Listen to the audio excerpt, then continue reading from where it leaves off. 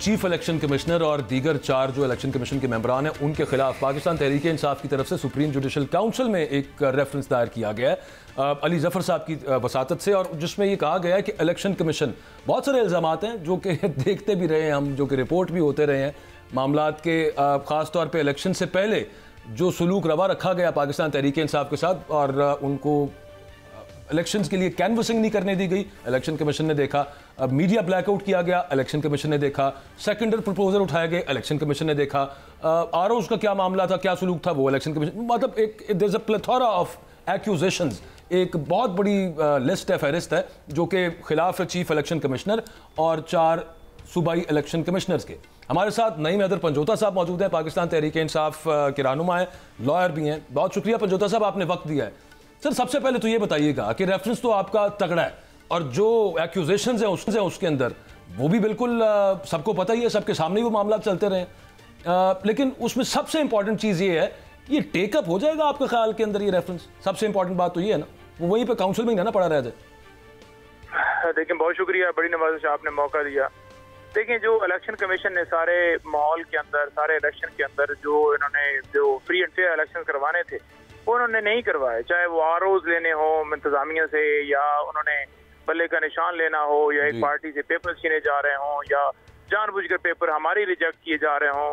तो ये बहुत सारी ऐसी चीजें थी जो प्री इलेक्शन भी हुई और जब इलेक्शन डे के ऊपर भी हुई और इलेक्शन के बाद भी हुई, जिसमें फॉर्म 45 वाला मामला भी आता है। और स्टिल वो आपने देखा कि ट्राइब्यूनल के ऊपर भी इतराज करने में इलेक्शन कमीशन इस वक्त पार्टी बन गया है। वो कहता है जी कि ये ट्राइब्यूनल ठीक नहीं है क्योंकि वो फॉर्म 45 मांग रहे हैं। तो ऐसी सूरत हाल के अंदर इलेक्शन कमीशन के खिलाफ बिल्कुल रेफरेंस हम तो इलेक्शन कमीशन पाबंद था इस चीज का कि फॉर्म 45 अपनी वेबसाइट पर अपलोड करे, चढ़ाए, और कानूनी तौर पर इस पर ही कार्रवाई हो सकती है बहुत बड़ी, लेकिन उन्होंने वो भी नहीं किया। वो याद ही है हमें सबको कि वो चढ़ाए और उसके बाद उतार लिए। बिल्कुल बिल्कुल बिल्कुल, एक टाइम पीरियड होता है, टाइम पीरियड के अंदर उन्होंने चढ़ाने थे, जो कि हमने शोर मचाया तो उसके बाद उन्होंने चढ़ाए, और वो भी फैब्रिकेटेड जो सारे थे वो चढ़ाए, उसमें टेम्परिंग हुई थी और वो पूरी दुनिया ने देखी। और जब एतराज किया गया कि ये टेम्पर्ड होता है तो फिर उन्होंने वो वहां से हटाए। और अभी भी कई ऐसे हल्के हैं जो मुख्तलिफ इस इलेक्शन के हवाले से सर्वे वाले हैं, वो उन्होंने रिपोर्ट भी शाया की है, जैसे बटन हो या दीगर हो। उन्होंने कहा है कि जी बिल्कुल इन्होंने मुख्तलिफ हल्कों के जो फॉर्म 45 हैं वो उन्होंने अभी तक अपलोड नहीं किए। तो इसीलिए नहीं किए क्योंकि डाका डाला गया था, धांधली की गई थी और उसमें पेश था ये इलेक्शन कमीशन। और अब मखसूस नशिस्तें, उसके ऊपर आप देख लें कि 8 रुकनी जो सुप्रीम कोर्ट में, वैसे तो 13 रुकनी था, 8 जजेस ने पाकिस्तान तहरीक इंसाफ के हक में फैसला दिया, बल्कि 11 कह लें कि 11 जजेस ने कहा कि पीटीआई जो है वो जमात है और इसका वजूद है, इसका वजूद खत्म नहीं हुआ। लेकिन उसके बावजूद वो कहता है जी कि इंटरप्रिटेशन जो है वो इलेक्शन कमीशन जो है वो कहता है कि गलत हुई है, सुप्रीम कोर्ट ने गलत फैसला दिया है। यानी कि वो सुप्रीम कोर्ट से खुद को मोतबर बड़ा और ये समझता है कि वो ठीक है, सुप्रीम कोर्ट ठीक नहीं है। सुप्रीम कोर्ट के हुक्म को चैलेंज किया जा रहा है, उसके हुक्म इसमें पंजोता साहब, काजी साहब से क्या उम्मीद है आपको, क्योंकि वो he will be heading the supreme judicial council, या फिर आपके ख्याल के अंदर ये भी एक कुछ लोग कह रहे हैं कि तयशुदा उसूल है, उन पे भी इल्जाम है? जी बिल्कुल, देखें सुप्रीम जुडिशल काउंसिल में जितने मेंबरान हैं वो अक्सरियती डेफिनेटली उसमें जो तादाद है जिसमें लॉ मिनिस्टर भी शामिल होते हैं या सीनियर एडवोकेट भी होता है, और ये सारे वो बेसिकली सारे जितने भी हैं सुप्रीम जुडिशल काउंसिल को एहसन भून आजम रिटायर्ड ग्रुप जो है वो उसको ज्यादा करता है। तो उसमें जो है वो डेफिनेटली जो हेड करेंगे वो काजी फाइज साहब होंगे। तो काजी फाइज साहब के ऊपर तो हमने रिक्यूजल की एप्लीकेशन ऑलरेडी दे दी है कि वो हमारे केसेस जो हैं यानी कि खान साहब के या पीटीआई के जितने भी केसेस हैं वो ना सुने। जब रिक्यूजल आ जाती है, वैसे फॉर्मल भी आ जाती है, अगर कोई बाहर आके प्रेस कॉन्फ्रेंस भी कर देना कि मेरा केस लगा हुआ अंदर और अदालत को पता चलता है कि बाहर जनाब मेरे खिलाफ शोर मचाया जा रहा है, तो वो इसके अलावा वैसे ये कोई सेटल्ड प्रिंसिपल ऐसा है कि अगर, और है तो सही वैसे, मतलब किसी के खिलाफ इल्जाम हो तो वो तो नहीं फिर ना वो हो सकता है काउंसिल के अंदर, ना चेयर करना तो दूर की बात है।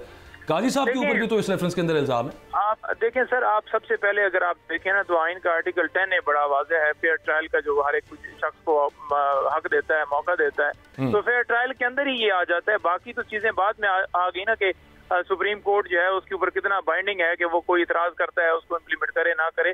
और उसके साथ अगर आप एविडेंस के साथ, सबूतों के साथ अगर आप एप्लीकेशन दें या सबूतों के साथ जाएं तो फिर भी एतराज किया जाए कि नहीं जी आप हम केस सुनेंगे, बल्कि हम इस केस को नेक्स्ट वीक के लिए फिक्स कर रहे हैं, ये आपके एतराज़ात जेन्युइन नहीं है। जैसे इस्लामाबाद हाई कोर्ट के चीफ जस्टिस आमिर फारूक साहब के सामने तोशाखाना केस ये परसों लगा हुआ था, उनके ऊपर एतराज करने के बावजूद कि आपके खिलाफ रेफरेंस सुप्रीम जुडिशल काउंसिल में भेज चुके हैं, आप केस ना सुनो। उन्होंने कहा जी ये कोई एतराज नहीं है।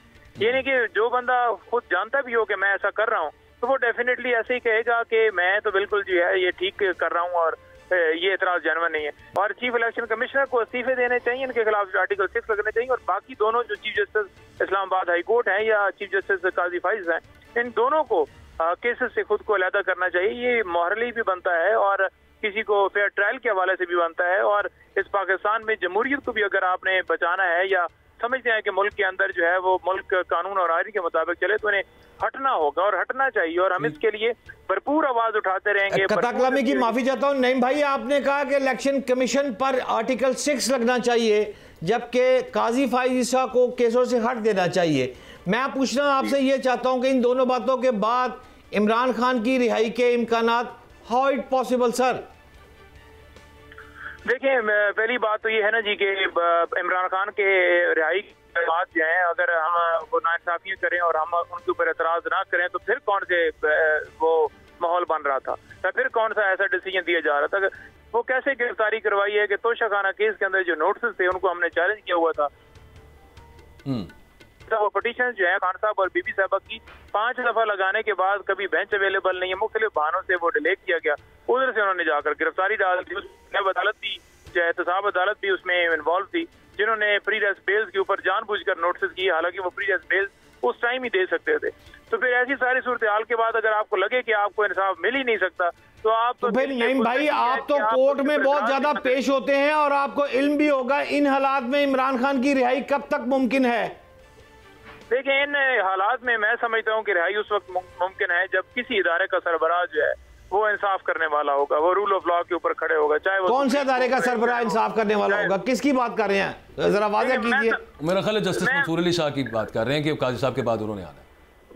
काजी साहब के बाद मुल्क में सिनेरियो बिल्कुल बदलेगा और मुल्क में फैसले जो हैं वो कानून के मुताबिक होने चाहिए और इस वक्त भी नहीं हुए। और फंडामेंटल राइट्स की जितनी वॉलेशन हुई है वो तक दरखास्त फिक्स नहीं हुई। मिलिट्री वाले लोग 1 साल से फिजिकल रिमांड के ऊपर हैं।